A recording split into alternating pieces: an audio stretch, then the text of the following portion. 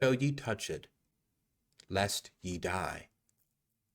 And the serpent said unto the woman, Ye shall not certainly die. For God doth know that in the day you eat thereof, then your eyes shall be opened, and ye shall be as gods, knowing good and bad. What's up, Sin? How you doing, buddy? Thank you for those bits. Every little step I take, you will be there. Every little step I make, be together. Let me read that question. Real question. If gay people are trying to take the language away from straight people by limiting their language, should straight people do the same thing and take away the straight language away from the gays? I'm a straight man, and I'm offended that gays are using my straight language in gay ways against straight people. Okay. So I have to ask, before I agree with you, Sin, can you give me an example of a gay person using straight language in a gay way against you? Has this happened to you recently? In the not too recent past, were you abused by a gay person with straight vernacular? Please share it with us. I'd be very interested to know. What's up, Smog? Smog says, wait, Wake is God-fearing? I guess that's for you to figure out.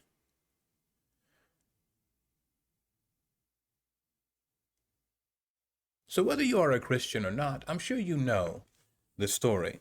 It was one of the first stories my mother ever told me as a boy. But I know this story differently now. See, the way I was told this story was that when Eve was speaking with the serpent, Adam was not present.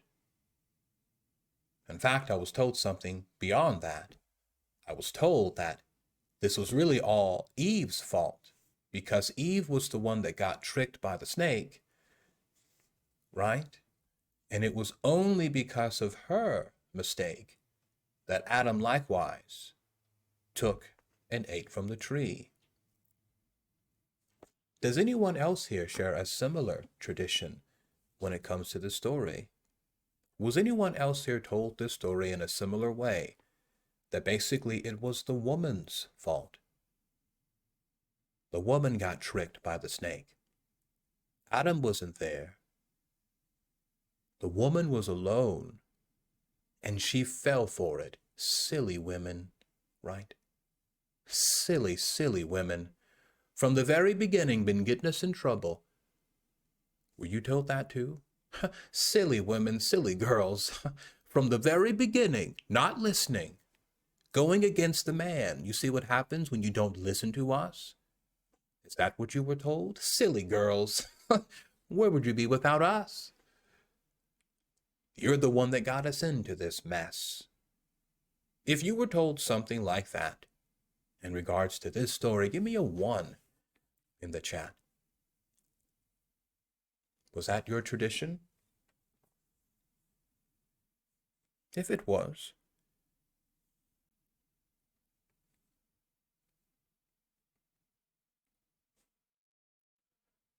okay.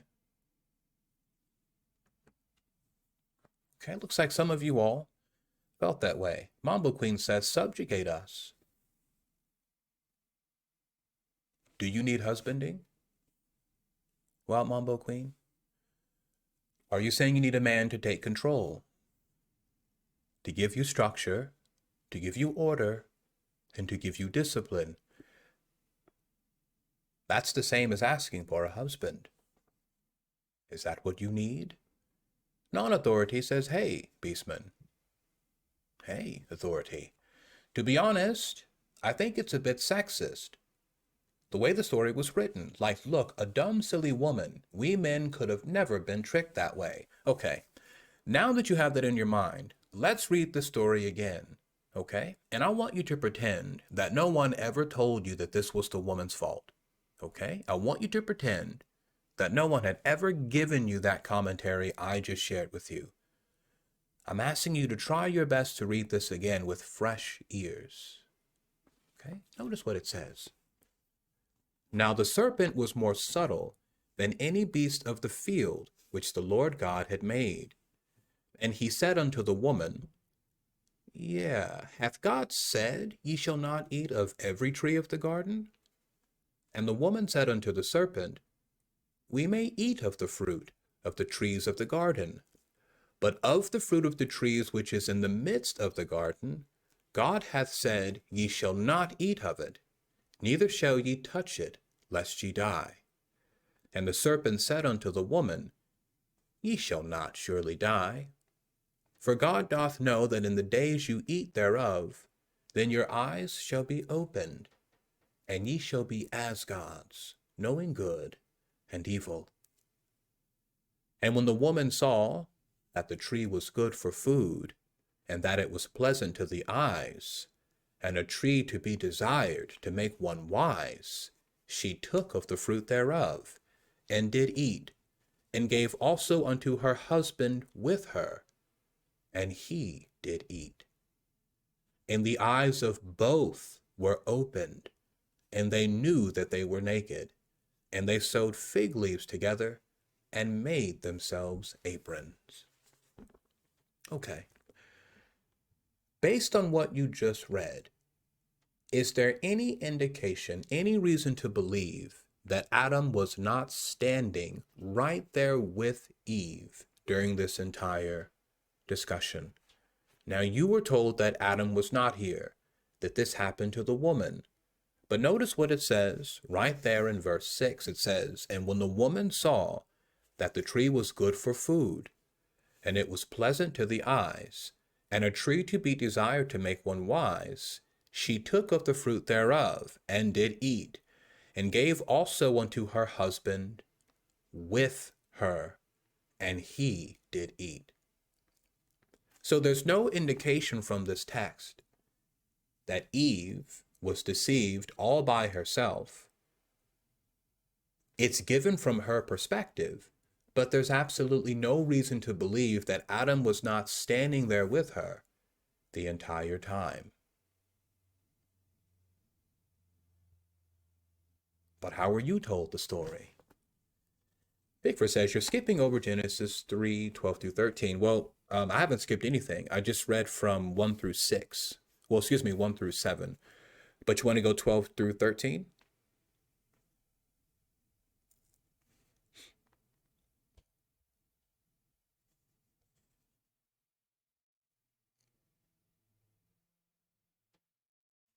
Okay, so let's just go right from 6 to 13.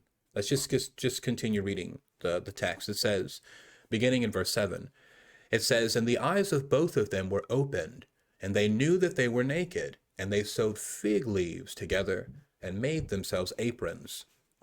And they heard the voice of the Lord walking in the garden in the cool of the day. And Adam and his wife hid themselves in the presence of the Lord God amongst the trees of the garden. And the Lord God called unto Adam and said unto him, Where art thou? And he said, I heard thy voice in the garden, and I was afraid, because I was naked, and I hid myself. And he said, Who told thee that thou wast naked? Hast thou eaten of the tree whereof I commanded thou not to eat? And the man said, The woman whom you gavest to be with me, she gave me of the tree, and I did eat. And the Lord God said unto the woman, What is this that thou hast done? And the woman said, The serpent beguiled me, and I did eat. Again, there's absolutely nothing in this that suggests that Adam was not standing there with Eve the entire time. If you read verses 1 through 6, there's not a pause in the exchange where Adam walks up. In verse 6, it says that her husband was with her. So we have no reason to assume that this happened at some future time or some other time period, that day or some other day. But the fact that you do think that is by virtue of an interpretation, right?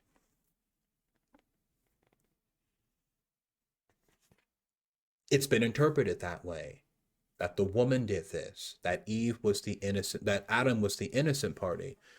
Now I'm going to tell you who interpreted that for you. Let's go now to the book of Timothy, 1 Timothy. 1 Timothy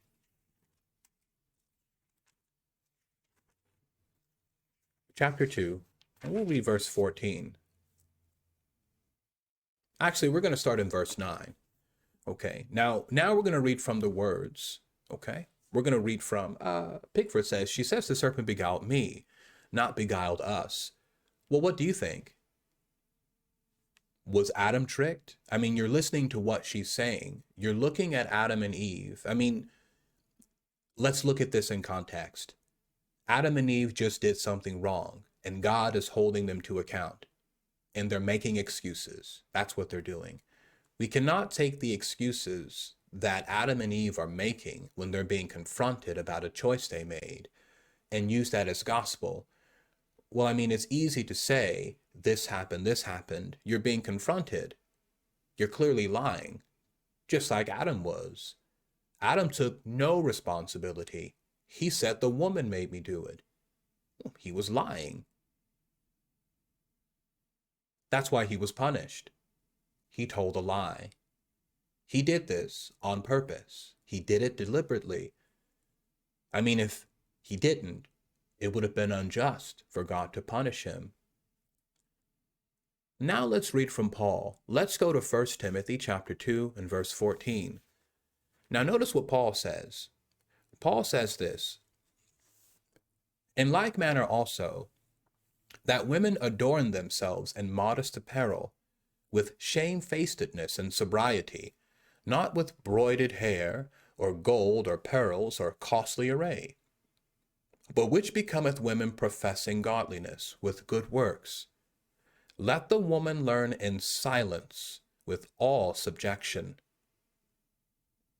But I suffer not a woman to teach, nor to usurp authority over the man, but to be in silence.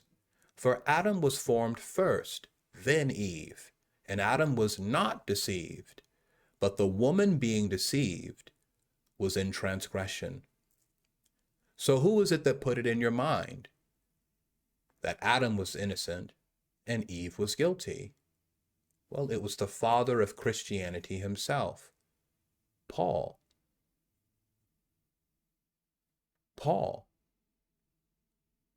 Now, why would Paul take such a hard line against Eve? I mean, what's Paul's issue? Well, it's important to note that Paul was never married. For all we know, Paul was a kissless virgin. Didn't really have a lot of good things to say about women. In fact, he said that it's better that a man never even touch a woman. Remember that? Who even talks like that? Probably someone who has some sort of hang-up with women. Right, babies with rabies? Love your stream, you're a legend. Can we be best pals? Do you really want to be my friend? Huh. Thank you, friend. Welcome.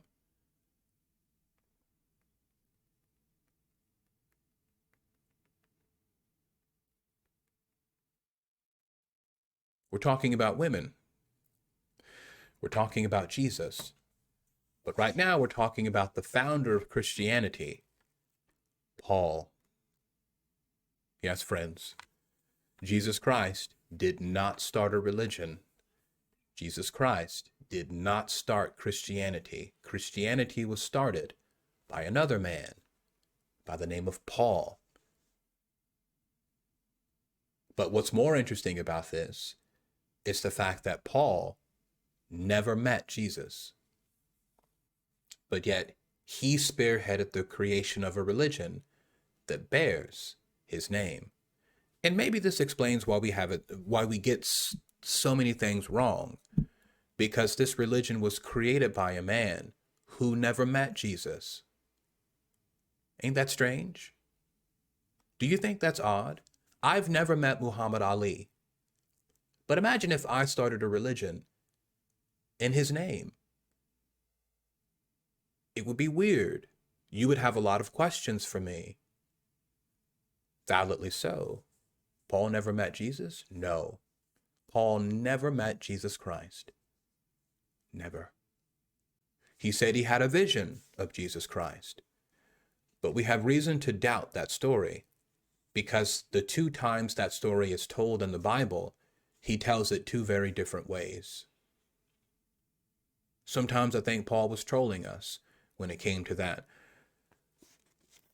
But I'm more interested to talk about Paul's ideas when it came to women.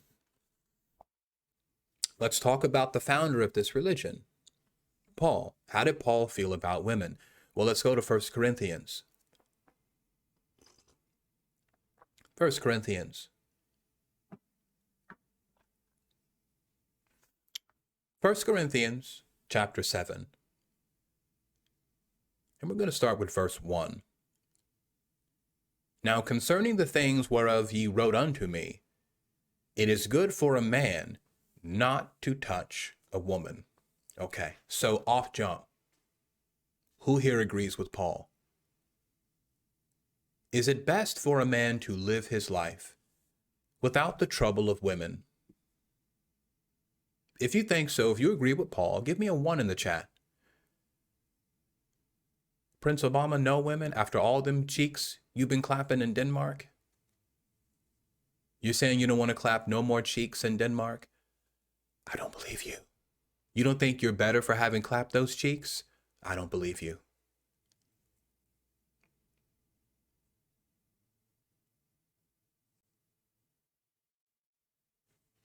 Wow. Whoa, look at this. We're divided on this? Y'all don't want no girls?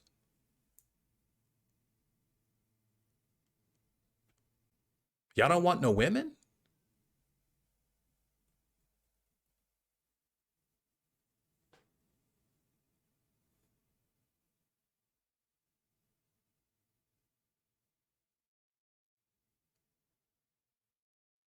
Okay. Well. Okay. Well, maybe you're like Paul. Sounds like we got a lot of Christians in the house. That's okay, you know. I'm a Christian too sometimes. Why not share your love with another human if you have enough love in your heart? Thank you, friend, greasy boy. You might be a greasy boy, but that was a very ungreasy thing to say. Give it up for greasy boy. And that big heart of his. Greasy boy.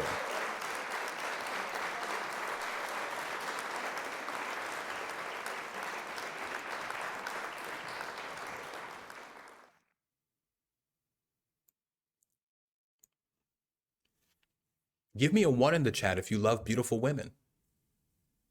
If you love beautiful, thick women, give me a 1 in the chat. And I'm serious. Real talk. Do you love beautiful, thick women? Give me a 1 in the chat if you do. Even Wild Mambo Queen loves beautiful, thick women. What's wrong with y'all? What's wrong with y'all?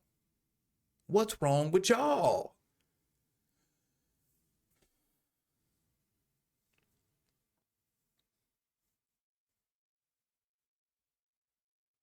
Exactly. I'm a Christian sometimes, and sometimes I can be a Satanist or anything else this world's knowledge brings me. Sin says he loves all women. Right on, man. Paul goes further. So Paul opens by saying it's better for a man to never touch a woman. I don't know what to tell you, Paul, but I don't think I will ever agree with that ever in my life. Nope.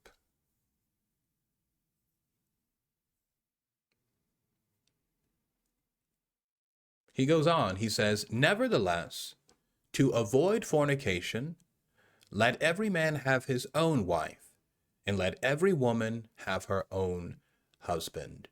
So Paul says, even though I'm saying it's better that a man never touch a woman, just so he doesn't get so hot in the draws, he starts sleeping around, let them get married. That's what he's writing. He's saying, let the young people get married. I know it's bad for boys to touch girls and girls to touch boys. I know it's better that they not do this. But it's better that they get married than they start fornicating. That's Paul. If you were living in the first century, this is the man who's leading your religion. These are his views. He says what? It's better to never touch a woman.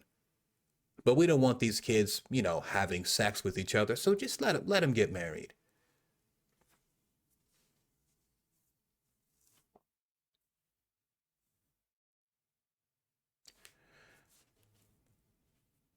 What is it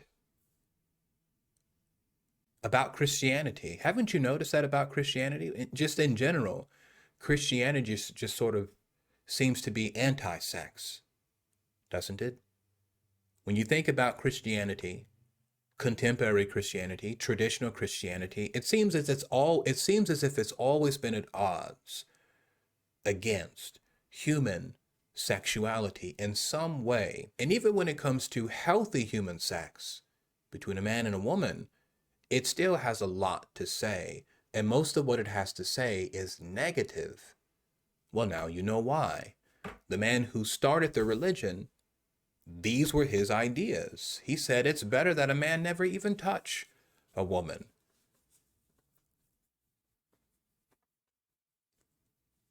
Do you understand his religion better now?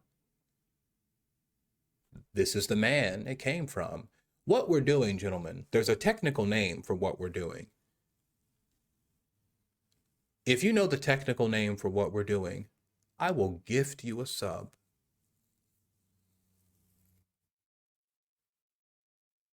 Going back and reviewing the records, going back and piecing together a picture of the Apostle Paul after his death. This is known in professional circles as a psychological autopsy. Give me a 3 in the chat if you've ever heard the term psychological autopsy. Yes, a psychological autopsy is when you gather records, data, information, social media posts, interviews with people who knew them, records that people wrote who knew the people. You put all this stuff together and you build a post-mortem psychological profile of a dead person. And this is called a psychological autopsy. So that's what we're doing with Paul. We're piecing together a psychological profile of his based on his writings to the people who lived in Corinth. Okay? Did you all know that you are participating in this? I guess we all get to be psychologists today. I mean, not that there are any psychologists here, but we all, I guess what I meant to say was we all get to role play as psychologists. All of us are role playing as psychologists. How much an hour can you make by this? Building psychological profiles? Well, it depends. A lot of people who do things like this are going to work close with your criminal justice system. You're going to have a lot of forensic psychologists who do this, who put together post-mortem psychological profiles. And it really just depends on how much a person is willing to sell their work for. How much effort does it take to build a concise, respectable, post-mortem psychological profile of a person? So depending on how skilled you are, your research ability, your presentation style, your reputation in the industry, I mean, the sky's the limit in terms of how much you can demand for your work. I mean, this is my work. My work. Just like an artist sits in his studio and paints a canvas, I sat at my desk. I went out in the field and I interviewed people, living relatives of this person. I put all this information together and I built a psychological profile for Timothy McVeigh or for Ted Kaczynski or Adolf Hitler, right? And depending on how good you are, your credentials, your reputation in the field, you can sell that for as much as you want, how much you want for it. I mean, if only you can do it this way, you really have no competition. It's unlimited. And the audience is vast. People who think about this, think about the utility of that. A person who wants to write a book about a deceased person, how vital is that going to be to you? Let's say you wanted to write a biography about Martin Luther King, but you didn't know where to start. How much would you be willing to pay me for my work? I spent a year researching Martin Luther King, putting together a profile of him, post-mortem, and you want to write a book about him. How much would you be willing to pay me for my work? Now think about this. 2 people have released books on Martin Luther King. One of those people purchased my psychological profile, my psychological autopsy. One of those people did not. Who do you feel is going to produce a better image of Martin Luther King? Well, I think you know. It's the person who knows about his mind, how Martin Luther King was thinking, the mechanisms of his cognition, right?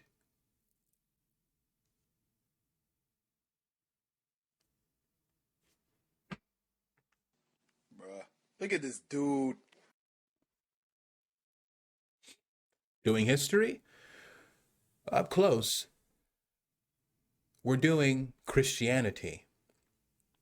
So let's read a little bit further into the sexual mind of the Apostle Paul.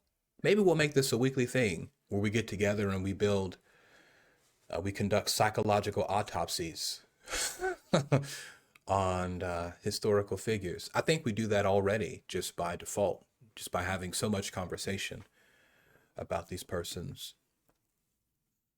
He goes on. He says, nevertheless, to avoid fornication, let every man have his own wife, and let every woman have her own husband. Let the husband render unto the wife due benevolence, and likewise also the wife unto the husband. So I want you to break down this verse for me. Let the husband render unto his wife due benevolence. What is this due benevolence that the Apostle Paul is speaking of? Now, we're talking about marriage. We're talking about sex inside of a marriage. So when Paul says to render due benevolence to your wife, what is he talking about? Due benevolence? Wild Mambo says beating her. Well, what do you mean by that? Is he beating her? Or is he beating up her guts? I guess it's a matter of perspective and interpretation. Both are a beating in a way, right? Both are a beating in a way. And sometimes, standing outside of the room, you really don't know the difference between a beating and a cheek clapping. They can sound similar, like cats can sound similar, right? How much do you think culture matters for these examinations? Obviously, it has an influence, but does that change how we view the impact on people we come after? Who came after? Yes, yes, yes. So it would matter who wrote the profile. If an American did a psychological, okay, so tell me this. You have the option to purchase. You have 2 psychological autopsies in front of you. One of them was written by an American. It's an American forensic psychologist who put together a psychological autopsy of Martin Luther King. And then let's say there's some South African psychiatrist who in his spare time did the same thing. What's up, Cavion? Which one do you feel would be more objective? Would it be the American psychological autopsy written by a member of the culture in which Martin Luther King is celebrated? Or would it be the South African who is unrelated? Obama says the South African without a doubt. You feel that person would be more unbiased. Yeah. So to your point, I'm not sure if this is what you were getting at. I think it does matter to take into account the culture and the politics of the person who's writing. But if the psychological autopsy is done well, it really shouldn't matter what your beliefs are, because there are so many checks and balances along the way to make sure that you're, but then again, those tools can only work so well, right? The whole point of this is subluxation. Subluxation? Wild Mambo. I know why they call you a wild Mambo, Queen. So when he says do benevolence, what's he talking about? I wish I knew the sound of cheek clapping. My dad was a lady magnet. I'm more of a lady repellent. A lady repellent? All right. It's story time. Would you all like to hear a story about a man and a woman, about a man and his attempts to get a woman? These always make us feel better. I'm going to read you all a story about a man who tried to get the attention of a woman. If you see yourself in this story, I hope you are honest enough to have that conversation with yourself. You may not want to have it with me or with us here, but I hope you take that piece of the story, put it in your pocket, and later on when you are alone, feast on it.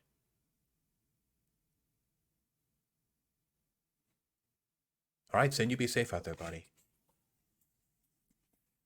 Over several weeks, Ninon de Linchos, the most infamous courtesan of 17th century France, listened patiently as the Marquis de Savon explained his struggles in pursuing the beautiful but difficult. Let me start over. Let's start over with some water this time.